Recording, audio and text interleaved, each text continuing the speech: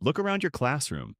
Dozens of students sitting together, listening to lectures, preparing for exams. But 10 years later, something surprising happens. Only a few people from that class succeed. Most of them struggle with jobs, money, and direction. So the real question is not why students succeed. The real question is why most students fail. And the answer might surprise you.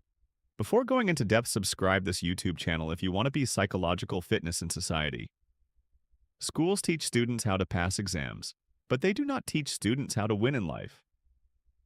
Students memorize information, they write it in exams, they get grades, but life does not ask theoretical questions. Life asks practical questions. How do you solve problems? How do you earn money? How do you create value for others?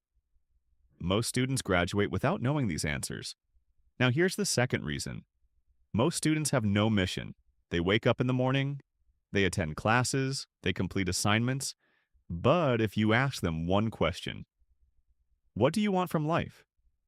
Many students cannot answer clearly. They are studying because everyone else is studying. They are following a path they never chose. When you move without direction, you may feel busy. But being busy is not the same as making progress. Now let's talk about the biggest enemy of students today. Distraction. Students in the past struggled with books.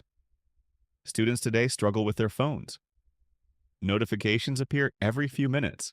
One short video becomes 5 videos. 5 videos become 1 hour. 1 hour becomes the entire evening. Slowly, focus disappears. And success always requires deep focus. Here is another hidden reason. Fear. Many students actually have talent. They have ideas and creativity. But they are afraid to take risks. They are afraid of failing. They are afraid of criticism. They are afraid of what society will say. So they choose the safe path. But the safe path often leads to an ordinary life. And now the final reason. Students focus on degrees instead of skills. A degree can open doors. But skills create opportunities. The world rewards people who can solve problems. People who can communicate clearly.